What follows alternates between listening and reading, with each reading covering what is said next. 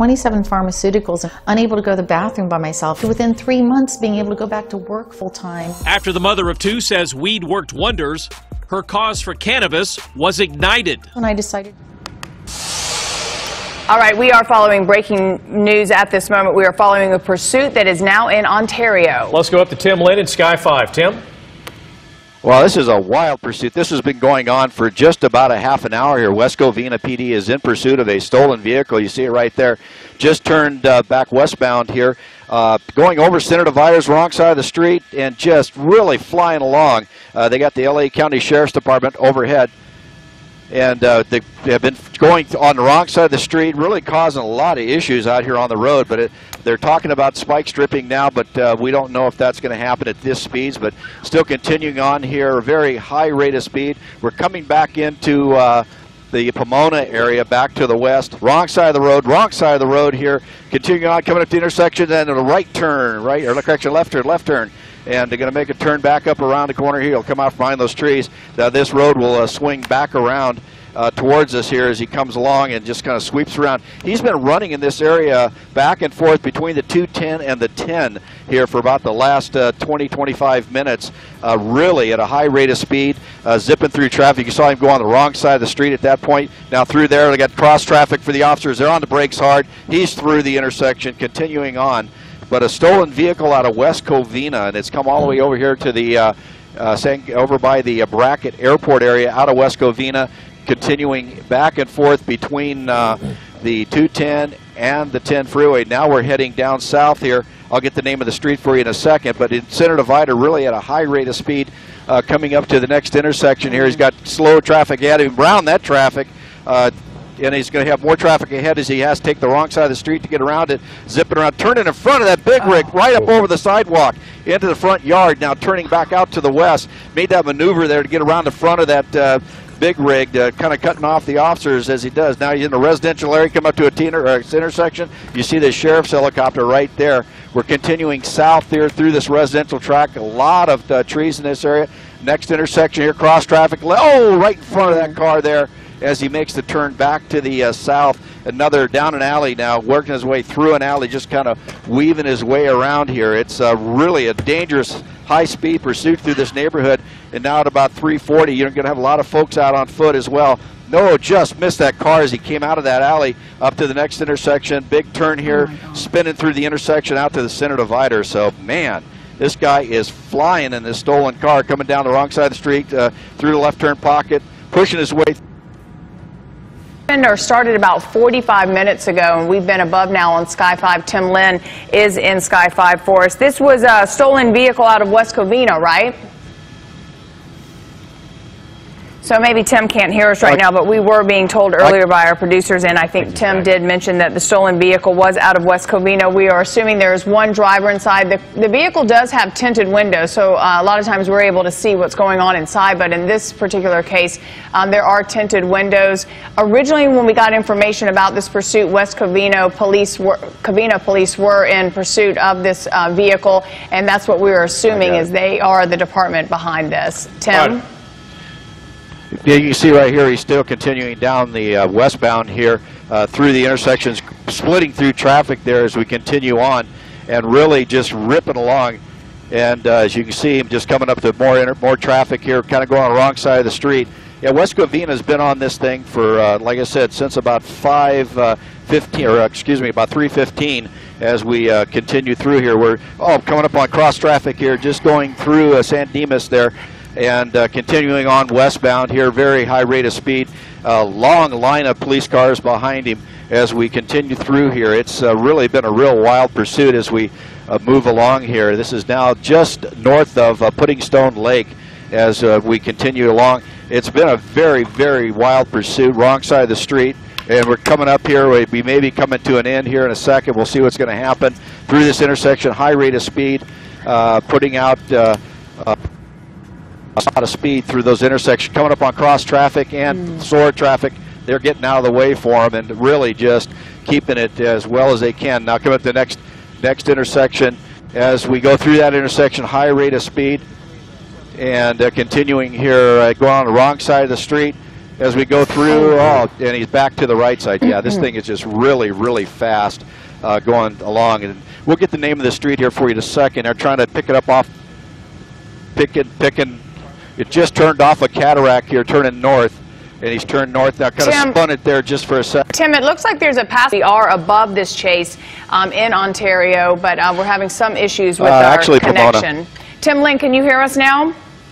Yeah, Lou, I can. We're just a lot of air traffic up here. We're in Brackett's airspace, so we're dealing with that as well. We're still in the east side of Pomona here, probably working our way over towards Claremont area, continuing here. We continue on, and we just heard on the police frequency that the son is despondent and depressed, so we might have a mental issue here. Big turn there, left turn, turning back to the north here. This is taking us up towards the 210.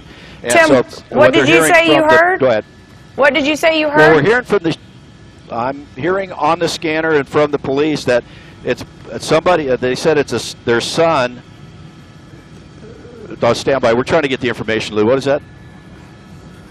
Okay, while Tim gets that information, if you're just joining us, we are following a pursuit. This is in Pomona now. It was just now a few minutes ago in Ontario. Started in West Covina of a stolen vehicle. Tons of cop cars behind this vehicle. It's been driving at high rates of speed, and we originally thought there was one person in the car, but now we're being told that there are two people, and unconfirmed reports we're hearing a son is despondent, but we're not sure if that's the driver or if that's the passenger in the car. And as you can see here, the car driving at high rates of speeds, going through intersections, blowing through red lights, jumping over sidewalks, and even going the opposite direction on some roads. Yeah, which is interesting. If we kind of get a little bit of information if somebody's, depressed or despondent, which is certainly the actions don't show this. And then again, there is somebody, as you said, in the passenger seat. So you kind of wonder what the conversation is going on between the. Yeah, it's frustrating because we keep losing the picture here, but they're in it's a really heavy airspace there, a lot of traffic in the air. So just be patient with us here. But we are following this pursuit that started in West Covina about 3:15 this afternoon, and now we're dealing with pedestrians on the street. This guy's going through tons of intersections. At least he's staying on the right side of the street now, but he's been driving at high rates of speed. He does have a passenger in the car. We've seen him run red lights, taking hard turns, and the police have been really good about being able to stay close to him because he has been driving extremely fast. Well, I'm sure that that one black and white SUV's done a good job of staying behind him, but if he does lose him, there's enough other officers. I'm sure right now there are several jurisdictions out there because these towns in that area, Pomona, Laverne, Claremont, they're not really, the towns are really not that big, so he's going to blow through several different towns here. He's also been to Ontario, and this all started in West Covina. 210. And it looks like now he is now getting on the freeway, and I believe, Tim Lynn, he's now on the 210, correct? Yeah, 210 freeway, continuing now westbound away from the 57. And now this is going to change the dynamic of this pursuit quite a bit. It keeps it from having that cross traffic and the pedestrians and things of that sort, but now we have speeds and weaving, and once you get those high rates of speed, it's going to be an issue with him spinning out, losing control. Now he's holding that right lane now all the way back over to the number 1, and with him whipping around like that, there's very easily for him to lose control of the car as he slams through those, and then once he starts that spinning, you never know what's going to happen here. So we just have to keep an idea with him going this fast. We're really going along here. I'm clocking him probably at about 100 miles an hour right now in Sky 5 as we continue now westbound 210, coming up to the next big intersection will be Azusa. You see him just kind of sliding between the big rigs and the other vehicles, kind of cooking along here. And you're saying there's two folks inside there. I'm looking in there. Yeah, I see a passenger now in that passenger seat, and of course the driver. It's really tough for us sometimes to see what's going on here with with the people in the car from the altitudes that we have to keep it. Now LA County Sheriff's is down below it in their helicopter as well, so we have to kind of keep separation from them. So yeah, continuing on now, the spike strip issue is completely out of question, and he's way too fast for a pit maneuver, so he's just flying right along. You see that person right there? Does that look like a female or? I can't. It kind of almost looks like a female. It almost looks like a female, and I feel like there might be someone in the back seat as well. But yeah, and she's motioning like big motions and very animated, as if she's arguing with him or her, or if, you know, just helping out. But this driver's not, I mean, he's a good driver in that he's able to swerve in and out, but he's very jerky, and that's where the fear of comes up, where there's a possibility that he could flip this vehicle, especially going 100+ miles per hour, right, Tim? Oh, absolutely. You know, it doesn't take much to lose control of the vehicle at that speed. You know, as he continues through, he kind of weaves his way through the cars, and then, you know, once he gets a little bit sideways, it'll go around on him. There's not a darn thing he can do about it, and then he's going to be out of control sliding. But he's really just screaming along here, Yet passing people on the. Okay, we've lost our signal, Lynn. Again, it says Glendora, but I can tell you at that speed, he's past Glendora at this point. The next town on the 210 would be Azusa and then Bradbury. However, he had an option where he could take the 605 south. And it looks like he's getting back on surface here. Tim, where are we now? We just bailed off the freeway. Looks like we're maybe Azusa here. We're off at Azusa. He's off the freeway here. And we'll see which way he goes from there. And here he comes down south through the residential track. Boom! Right in there. Looks like somebody in the left rear. Everybody's bailing out now, running. Just really, 3 people in the car, just really cooking along. Yeah, the sheriff's department's overhead, giving information on where they're at. And you can see them all running. They're going to pick the driver. Number 1 is who they're going to go after. Because, and 5's got both of you guys. I'll stay up to the north. You can see the guy just cooking right along. Photog Chris Haug staying with the driver. And I'm sure the sheriff's department is keeping an eye on him as well, trying to direct the units. This shouldn't take too long. He just threw something out of his pocket, it looked like there, and here he comes to a fence. Going to start, too late. Cops caught up with him. Now going to take him into custody. He just threw something else down there. You can see it. His hand down on his knees, got his hands up. We got a tree between us and the officers. That's why you can't see them. But they've caught up with him now. He's giving up. So down on his face. So now they'll slowly come up to him and take him into custody. But they're going to make sure that he doesn't do anything silly at this point. All he needs to do now is cooperate with the officers. They're being very, very cautious, very calm with this. And they're going to slowly work their way up to this guy on the ground. They're also trying to chase down. Okay, again, we are having a problem with our signal.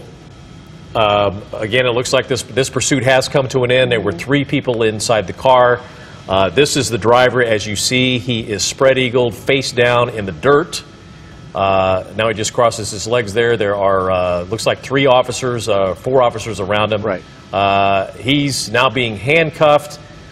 Question is, though, what about the 2 passengers that were in the car? And I'm pretty sure that they are probably apprehended them or probably pretty close to it. Yeah, it looked like 2 males and a female jumping out of that car after they hit the telephone pole. And as he was running, it looked like maybe he threw his cell phone. It landed in the back of that pickup truck, and then he did the right thing and decided to surrender. Well, either through a cell phone or maybe he had something illegal on him. So, true. You know, it could have been drugs or something else. All right, if you've been watching with us, we've been on this since almost 45 minutes now, a pursuit that started in West Covina, a stolen vehicle, but it looks like it has come to a safe ending, thank goodness, because this guy was driving super erratically through residential streets and on the freeway. So, yeah, he and his 2 friends are definitely headed for the pokey at this point. Yeah, don't have a nice night tonight. No. Okay, so again, this pursuit started, the first word we got of it, a stolen vehicle.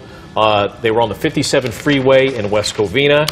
When we picked it up, the pursuit was on surface streets in Ontario, kind of, as Tim Lynn pointed out, kind of driving in circles. At one point, we were in Pomona, the Claremont-Laverne area. He got on the 210 freeway, started heading west, exited the 210 freeway in Azusa, drove on a couple of surface streets, made a couple of turns, kind of put on the brakes and slammed into what looked like a utility pole. Yeah. And that's where the 3 people jumped out of the car, the stolen vehicle, and started running, and pretty soon they separated in 3 different directions. Immediately they separated, yeah. Tim's, Lynn and Sky 5, we stayed centered on the man you're seeing here that is being checked out, and he's handcuffed, and they're getting ready to put him in the back of the black and white unit.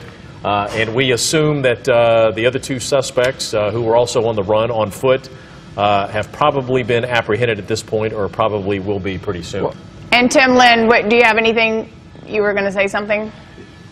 Yeah, I was going to say the other media helicopters in the area is stuck with the other person, and they are starting to take him into custody now. And I'm trying to look out my window, so we'll keep an eye on this and bring it to you when we complete. All right, Tim, Lynn, thank you so much, and thank you for sticking around with us. More news starting at 6 o'clock.